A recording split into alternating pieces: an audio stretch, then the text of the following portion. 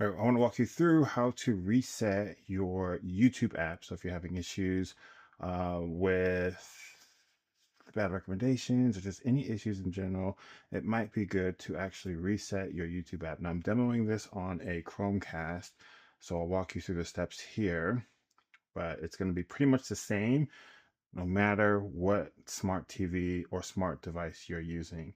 You're going to need to go into your settings. You're going to need to find the app, see all apps, specifically app data usage, okay? And then you're going to come down here. First, you're going to clear your cache, hit OK, and then you're going to clear your data. Now, clearing your data is going to permanently remove all of the settings, okay? So I don't recommend this if you only do this if you need to. So I'm going to do it just to show you what happens. You can see that my data dropped substantially. But I'm not going to stop there. Now, whatever TV or streaming service or device that you're using, now we need to restart that actual device.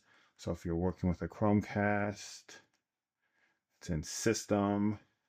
In System, we would go down to Restart.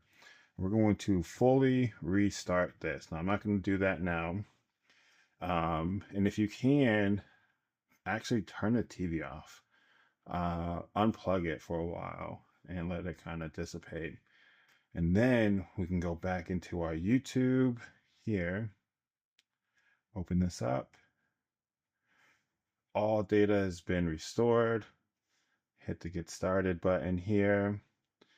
And the best way to do this, obviously, is to scan this with your phone or enter the code here.